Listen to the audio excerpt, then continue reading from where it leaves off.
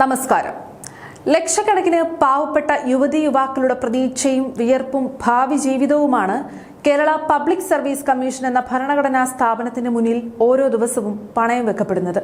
എന്നാൽ സ്വന്തക്കാർക്കും പാർട്ടി അണികൾക്കും ലക്ഷങ്ങൾ ശമ്പളമുള്ള തസ്തികകൾ വെച്ചു നീട്ടാൻ PSC എത്രത്തോളം താഴെത്തട്ടിലേക്ക് അധംപതിക്കാം എന്നതിന്റെ ഞെട്ടിക്കുന്ന വിവരങ്ങളാണ് ഇപ്പോൾ പുറത്തു വന്നുകൊണ്ടിരിക്കുന്നത്. ആസൂത്രണ ബോർഡ് ചീഫ് പരീക്ഷയിലെ ക്രമക്കേടുമായി ബന്ധപ്പെട്ട് അന്വേഷണം നടത്തുന്ന പ്രത്യേക അന്വേഷണ സംഘത്തിന് മുന്നിൽ പ്രധാന തെളിവായ പരീക്ഷാ വിഭാഗത്തിലെ കമ്പ്യൂട്ടറുകൾ വിട്ടു നൽകില്ലെന്ന മര്യാദയില്ലാത്ത നിലപാടാണ് ഇപ്പോൾ PSC സ്വീകരിച്ചിരിക്കുന്നത്. പരീക്ഷാ നടത്തിപ്പിന് കമ്പ്യൂട്ടറുകൾ അത്യന്താപേക്ഷിതമാണെന്ന വിചിത്രമായ ന്യായീകരണവുമായാണ് അന്വേഷണത്തിന് തടസ്സം നിൽക്കാൻ ഇവർ ശ്രമിക്കുന്നത്. ശരിക്കും ചോദിച്ചാൽ എന്താണ് PSCക്ക് ഒളിക്കാനുള്ളത്? നിഷ്പക്ഷവും സുതാര്യവുമായാണ് എല്ലാ മൂല്യനിർണ്ണയങ്ങളും നടന്നതെങ്കിൽ അന്വേഷണ ഉദ്യോഗസ്ഥരായ ക്രൈംബ്രാഞ്ച് IG അജിത ബീഗത്തിന്റെ നേതൃത്വത്തിലുള്ള SITക്ക് മുന്നിൽ കമ്പ്യൂട്ടറുകൾ തുറന്നുവെച്ച് പരിശോധിക്കാൻ അനുവദിക്കാൻ എന്താണ് ഇത്ര മടി? തങ്ങൾ നടത്തിയ അട്ടിമറികളുടെയും കള്ളക്കളികളുടെയും ഡിജിറ്റൽ തെളിവുകൾ പുറത്തു വന്നാൽ മുൻകാലത്തെ രാഷ്ട്രീയ അഴിമതികൾ മുഴുവൻ പുറത്തുവരുമെന്ന ഭയമുള്ളതുകൊണ്ടല്ലേ PSC ഇത്തരം സഹകരണമില്ലായ്മ കാണിക്കുന്നത്? ഇതോടെ PSCക്കെതിരെ നിയമോപദേശം തേടിയിരിക്കുകയാണ് SIT. ഇതിനിടയിൽ PSCയുടെ തട്ടിപ്പുകൾക്കിരയായ ഉദ്യോഗാർത്ഥികളിൽ നിന്ന് SITക്ക് ലഭിച്ച പരാതികളുടെ എണ്ണം 100 കടന്നു കുതിക്കുകയാണ്. സംസ്ഥാന ആസൂത്രണ ബോർഡിലെ 1.25 ലക്ഷത്തോളം രൂപ അടിസ്ഥാന ശമ്പളമുള്ള ഇൻഡസ്ട്രി ആൻഡ് ഇൻഫ്രാസ്ട്രക്ചർ വിഭാഗം chief, perspective planning division chief, planning coordination divisional chief തസ്തികകളിലേക്ക് നടത്തിയ പരീക്ഷയിലാണ് രാജ്യം കണ്ട ഏറ്റവും വലിയ ഒത്തുകളി നടന്നിരിക്കുന്നത്. ഈ പരീക്ഷയിൽ 1ാം റാങ്ക് വാങ്ങി നിയമനം നേടിയ അരുൺ ജെ പ്രതാപ് എന്ന വ്യക്തി ഇടത് സർവീസ് സംഘടനയുടെ സജീവ പ്രവർത്തകനാണ് എന്നത് കേവലം ഒരു യാദൃശ്ചികതയല്ല.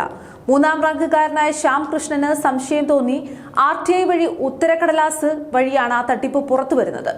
9 മുതൽ 18 വരെയുള്ള 10 ചോദ്യങ്ങൾക്ക് ഈ 1ാം റാങ്കുകാരനായ സഖാവ് ഉത്തരം എഴുതിയിട്ടേ ഇല്ലായിരുന്നു. 10,000-കണക്കിന് പാവപ്പെട്ട കുട്ടികൾ രാത്രിയും പകലും ഉറക്കമൊഴിച്ച് പഠിച്ച് കൃത്യമായി ഉത്തരം എഴുതിയപ്പോൾ സ്വന്തം സഖാവിന് വേണ്ടി ആ 10 ചോദ്യങ്ങൾ ആരുടെയും ഉത്തരക്കടലാസിൽ മൂല്യനിർണ്ണയം നടത്താതെ ഓൺ സ്ക്രീൻ മാർക്കിങ്ങിൽ നിന്ന് ഒഴിവാക്കുകയാണ് PSC ചെയ്തത്. അങ്ങനെ എഴുതിയവർക്ക് ആ ചോദ്യങ്ങളുടെ മാർക്ക് കിട്ടാതിരിക്കുകയും ഒന്നും എഴുതാത്ത സഖാവ് 1ാം റാങ്കുകാരനായി മാറുകയുമുണ്ടായി.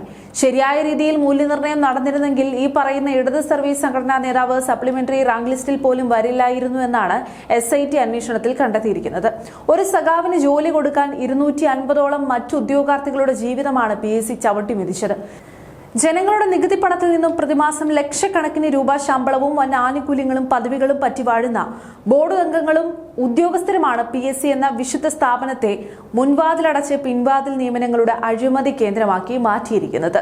ചോദ്യക്കടലാസുകൾ ചോർത്തുക, സർവകലാശാല പരീക്ഷകളിൽ തട്ടിപ്പ് നടത്തുക, ഒടുവിൽ ONR ഡിജിറ്റൽ വാല്യുവേഷൻ സോഫ്റ്റ്വെയറിൽ പോലും പാർട്ടിക്ക് വേണ്ടി അട്ടിമറി നടത്തുക. ഈ കേസിൽ മുഖം നോക്കാതെ അന്വേഷണം മുന്നോട്ടു പോകാനും തെളിവുകൾ ഒളിപ്പിക്കാൻ നോക്കുന്ന PSCയിലെ കൊമ്പന്മാരെ നിയമത്തിന് മുന്നിൽ കൊണ്ടുവരാനും അന്വേഷണ സംഘത്തിന് സാധിക്കണം. നാടിന്റെ ഭാവിയായ ഉദ്യോഗാർത്ഥികളുടെ ഭാവി വെച്ച് പന്താടുന്ന ഇത്തരം രാഷ്ട്രീയ ഒത്തുകളികൾക്ക് ഇനി അവസരമുണ്ടാകാത്ത വിധത്തിൽ PSCയെ കഴുകി വെളുപ്പിച്ചേ മതിയാകൂ.